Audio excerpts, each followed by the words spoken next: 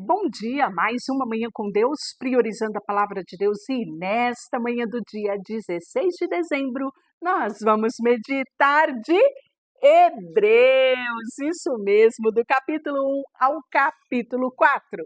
E que a paz do Senhor encha o teu coração nesta manhã. Hoje vamos iniciar o livro de Hebreus, e esse livro ele tem uma profundidade extraordinária, apaixonante ler o livro de Hebreus. E eu quero já convidar você a mergulhar comigo nessa aventura que é o livro de Hebreus, para entendermos a profundidade do que é o ministério de Jesus, a obra redentora na cruz, a superioridade de Cristo sobre todas as coisas. É isso que Paulo vai defender no livro de Hebreus. Mas muitos acham que não foi Paulo que escreveu o livro de Hebreus, né? Para mim, no fundo, eu acho que foi Paulo, sim. Apesar que ele começa o livro diferente de todas as cartas. Você lembra que quando ele inicia as cartas, ele começa se apresentando. No livro de Hebreus, não. Então, alguns historiadores acham que o livro de Hebreus não tem autoria conhecida.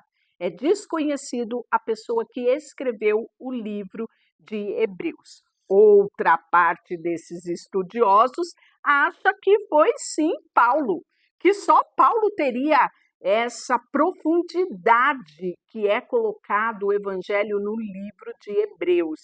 E possivelmente ele esteve ali com a ajuda de Lucas e também Barnabé na escrita do livro de Hebreus, talvez por isso que ele não tenha se apresentado da forma usual no capítulo 1.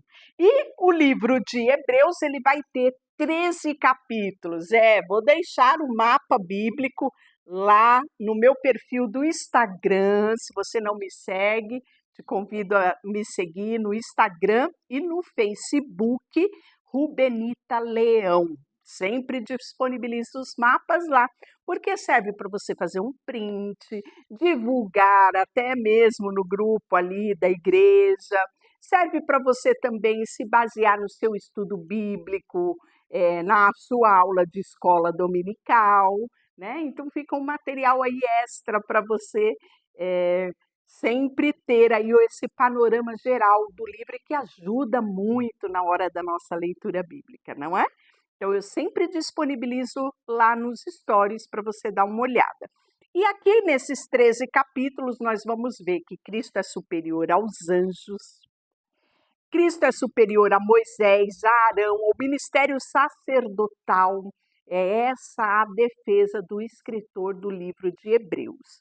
E nós podemos ver que, além disso, nessa carta, né, há outras verdades, que é o quê? É levar os cristãos a perseverarem na fidelidade a Cristo. O livro de Hebreus vai ser escrito aos judeus, né? Possivelmente aos judeus da dispersação que provavelmente viviam ali na região da Itália. Então, por isso que Paulo, né, que é o que eu acredito, mas não temos declarado essa autoria, né? Autor desconhecido, vamos falar, é o escritor do livro de Hebreus. Sim, exatamente. O escritor vai falar muito sobre essa superioridade de Cristo, quão extraordinário é isso. Então, mostrar que Cristo é o novo, a nova e viva aliança através de Cristo Jesus, né? O último e o perfeito sacerdote, é isso mesmo, né? E, sem maiores delongas, vamos iniciar no capítulo 1 e ele vai começar dizendo assim: havendo Deus outrora falado muitas vezes e de muitas maneiras aos pais, pelos profetas, nesses últimos dias falou pelo Espírito, a quem constituiu herdeiro de todas as coisas, pelo qual também fez o universo. Então você percebeu que é diferente das outras cartas, né, das epístolas escritas por Paulo, ele não se apresenta. Então nisso aqui muitos acham que não foi escrito por Paulo, que o autor do livro de Hebreus é desconhecido. Eu já vou pedir para você dar aquele like, dar aquela curtida aí nesse vídeo, é muito importante aqui para o canal, para o nosso trabalho. Também vou pedir para você compartilhar com mais alguém, né, essa riqueza do conhecimento da palavra de Deus, no grupo da igreja, da família, né, do trabalho, tem os irmãos lá que curte. Então, aproveita para chamar mais alguém para se inscrever aqui no canal. Isso é muito importante, porque à medida que vocês comentam, à medida que vocês compartilham, à medida que chegam novos inscritos, o YouTube vai entender que esse conteúdo é um conteúdo que pode ser expandido para mais pessoas e proporciona pessoas que não são do nosso meio de contato ter conhecimento desse canal, né, através das buscas que são feitas. Então já vai fazendo aquela contribuição de missionário, né, para comigo. Então ele continua dizendo assim: pois o qual dos anjos disse jamais: tu és o meu filho e hoje eu te gerei. E outra vez eu lhe serei pai e ele me será filho. Isso é verdade contida no livro de Salmo, do capítulo 2 e versículo 7, também está lá em 2 Samuel 7,14 e 1 Crônicas 17,13. E novamente, ao introduzir o primogênito do mundo, diz: e todos os anjos de Deus o adorem. Ainda quanto aos anjos, diz: aquele que aos seus anjos faz ventos e aos seus ministros labaredas de fogo, mas acerca do Filho, o teu trono, ó Deus, é para todos sempre. Então, aquilo que eu falei para você, ele já começa aqui falando da superioridade de Cristo, isso mesmo. Cetro de equidade é o cetro do seu reino.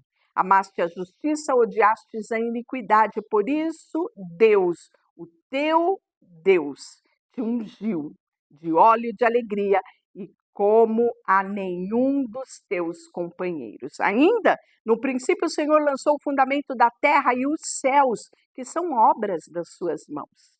Eles perecerão, tu, porém, permanecerás. Sim, todos eles envelhecerão. Qual vestes? Também qual manto os enrolarás e como veste serão igualmente mudados. Tu, porém, é o mesmo, e os teus anos jamais terão fim. Sabe o que ele está mencionando aqui? Salmo 102, versículo 25 a 27. Ora, o qual dos anjos jamais disse: assenta-te à minha direita, até que eu ponha os teus inimigos por estrado dos teus pés. Salmo 110, 1. Não são todos eles espíritos ministradores enviados para serviço em favor dos quais hão de herdar a salvação? Então ele está falando aqui dos anjos, que por mais extraordinário que sejam os anjos, né, eles são inferiores ao Filho, ao Deus Filho. É isso que ele está dizendo aqui. O capítulo 2, ele vai falar do perigo que é a negligência. Veja só, por esta razão, importa que nos apeguemos com mais firmeza às verdades ouvidas, para que delas jamais nos desviemos. Se, pois, se tornou firme a palavra falada por meio dos anjos e toda transgressão ou desobediência recebeu justo castigo. Como escaparemos nós se negligenciarmos tão grande salvação, a qual, tendo sido anunciada inicialmente pelo Senhor, foi-nos depois confirmada pelos que a ouviram, dando Deus testemunho juntamente com eles por sinais, prodígios e vários milagres, pela distribuição do Espírito Santo segundo a sua vontade. E aí ele vai falar que Jesus ele é coroado em glória, né? Ele é o sumo sacerdote, como eu falei agora há pouco, ele é a excelência, né? Ele é o Cristo, o Filho do Deus vivo, e ele é superior a também ao sacerdote. Olha só o que ele vai falar aqui. Pois não foi os anjos que sujeitou o mundo que há de vir, sobre o qual estamos falando. Antes, alguém em certo lugar deu pleno testemunho, dizendo: que é o homem para que dele se lembra, ou o filho do homem para que visites? Fizestes por um pouco menor que os anjos, de glória e de honra coroastes. E constituíste sobre as obras das tuas mãos, todas as coisas sujeitastes debaixo dos teus pés. Ora, desde o que já sujeitou todas as coisas, nada deixou fora do seu domínio. Agora, porém, ainda não vemos todas as coisas a ele sujeitas. Vemos, todavia, aquele que por um pouco, tendo sido feito menor do que os anjos, Jesus, por causa do sofrimento e da morte, foi coroado de glória e de honra, para que pela graça de Deus provasse a morte por todos os homens. Porque convinha que aquele cuja causa e por quem todas as coisas existissem, conduzisse muitos filhos à glória, aperfeiçoasse por meio do sofrimento o autor da salvação deles. Pois tanto o que santifica como o que são santificados, todos vêm de um só. Por isso é que ele não se envergonha de lhe chamar de irmão. Que coisa mais linda, né? Dizendo: aos meus irmãos declarei o teu nome, cantar-te-ei louvores no meio da congregação. E outra vez eu porei neles a minha confiança. E ainda, eis aqui estou eu e os filhos que Deus me deu. Visto, pois, que os filhos têm participação comum na carne e no sangue, desde também ele igualmente participou para que a sua morte distribuísse aquele que tem poder de morte, a saber, o diabo, e livraste todos que pelo pavor da morte estavam sujeitos à escravidão por toda a vida. Pois ele, evidentemente, não socorreu anjos, mas socorreu a descendência de Abraão. Por isso mesmo, convinha que, em todas as coisas, se tornasse semelhante aos irmãos, para ser misericordioso, fiel, sumo sacerdote nas coisas referentes a Deus, para fazer propiciação pelos pecados do povo. Pois naquilo que ele mesmo sofreu, tendo sido tentado, é poderoso para socorrer aqueles que são tentados. Capítulo 3, Cristo é superior a Moisés. E aí ele vai falar também do perigo da incredulidade e da desobediência. Moisés era um verdadeiro ícone para aquele povo, para o povo judeu, né? Eles quase que idolatram Moisés. Tem um carinho todo especial por Moisés, não é? Moisés é uma figura superior para ele, é uma figura de destaque, né?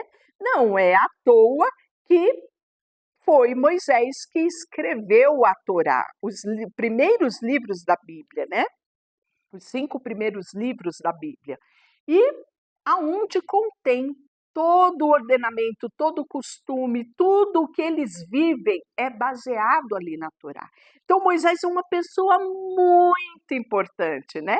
E o próprio Deus testificou de Moisés, né?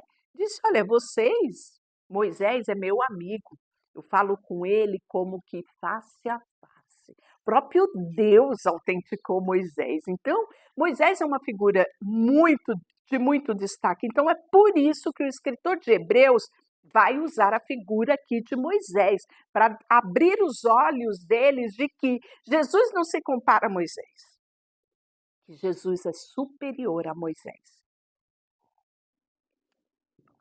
Por isso, santos irmãos, que participais da vocação celestial, considerai atentamente o apóstolo e sumo sacerdote da vossa confissão, Jesus, o qual fiel é aquele que o constituiu, como também o era Moisés em toda a casa de Deus.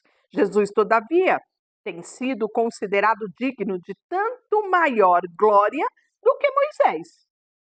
quanto maior honra do que a casa tem aquele que estabeleceu. Pois toda casa é estabelecida por alguém, mas aquele que aí estabeleceu todas as coisas é Deus. Moisés era fiel em toda a casa de Deus como servo, para testemunho das coisas que haviam de ser anunciadas. Cristo, porém, como filho em sua casa, o qual casa somos nós, se guardarmos firmes até o fim, a ousadia e exultação na esperança. Assim, pois, como diz o Espírito Santo, hoje, se ouvistes a sua voz, não endureçais o vosso coração, como foi no dia da provocação, na tentação do deserto, onde os vossos pais me tentaram, pondo-me à prova, e viram as minhas obras por 40 anos. Por isso me indignei com essa geração, e disse: estes sempre erram no coração. Eles também não conhecem os meus caminhos, assim jurei na minha ira, não entrarão no meu descanso. Salmo 95, de 7 a 11, fala sobre isso. Tendo cuidado, irmãos, que jamais aconteça haver em qualquer um de vós perverso coração de incredulidade, que o afaste do Deus vivo.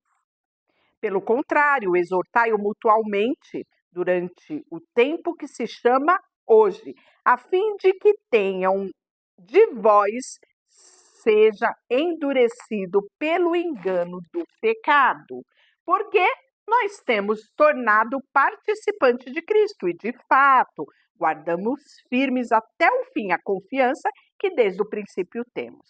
Enquanto se diz hoje, se ouvirdes a voz, não endureçais o vosso coração, como foi na provocação.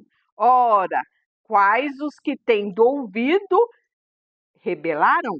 Não foram de fato todos os que saíram do Egito por intermédio de Moisés? E contra quem se indignou por 40 anos? Não foi contra os que pecaram, cujos cadáveres caíram lá no deserto? E contra quem jurou que não entrariam no descanso, senão contra os que foram desobedientes?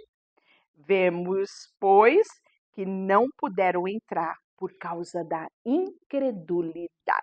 Capítulo 4, ele vai falar um pouco mais e aprofundar no descanso, que é a entrada no descanso é pela fé. Temos, portanto, que, tendo nos deixado a promessa de entrar no descanso de Deus, suceda parecer que alguns de vós tenha falhado.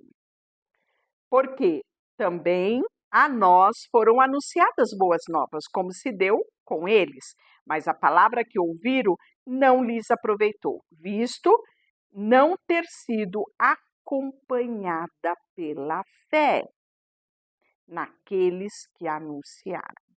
Nós, porém, que cremos, entramos no descanso, conforme Deus tem dito.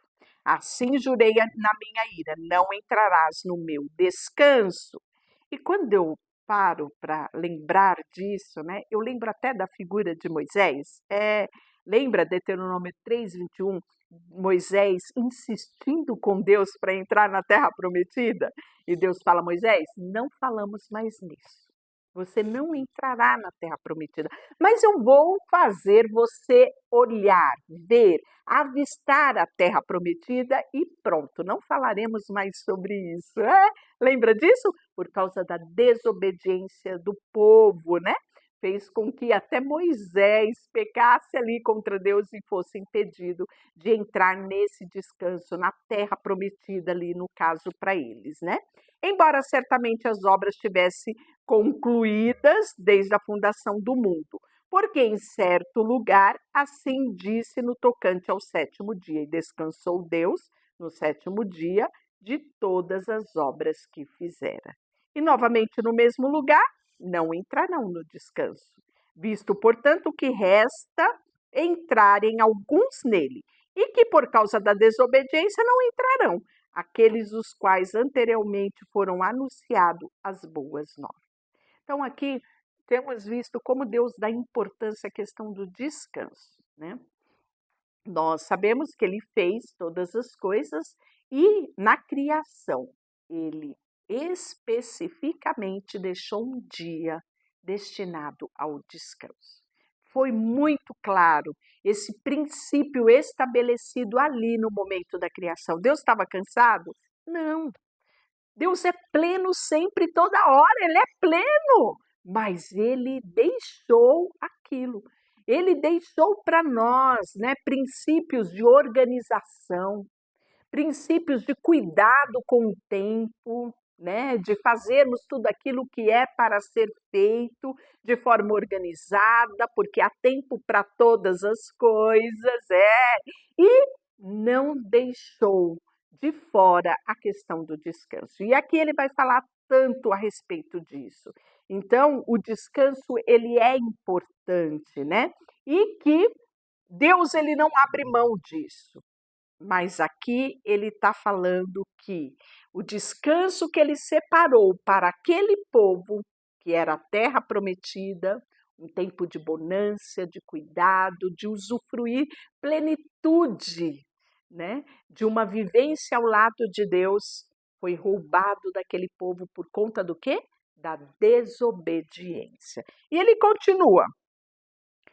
Hoje, se ouvirdes a voz, não endureçais o vosso coração. Então, novamente, ele menciona Salmo 95, 7 e 8. Ora, se Josué lhe houvesse dado descanso, não falaria posteriormente o descanso de outro dia. Portanto, resta um repouso para o povo de Deus. Porque aquele que entrou no descanso de Deus, também ele mesmo descansou de suas obras, como Deus das suas. Esforcemo-nos, pois, por entrar naquele descanso, a fim de que ninguém caia segundo o mesmo exemplo da desobediência. Porque a palavra de Deus ela é viva, ela é eficaz, ela é mais penetrante que qualquer espada de 2 gumes. Ela penetra até o ponto de dividir alma e espírito, juntas e medula, é apta para discernir pensamentos e intenções do coração. Nessa versão fala propósitos do coração.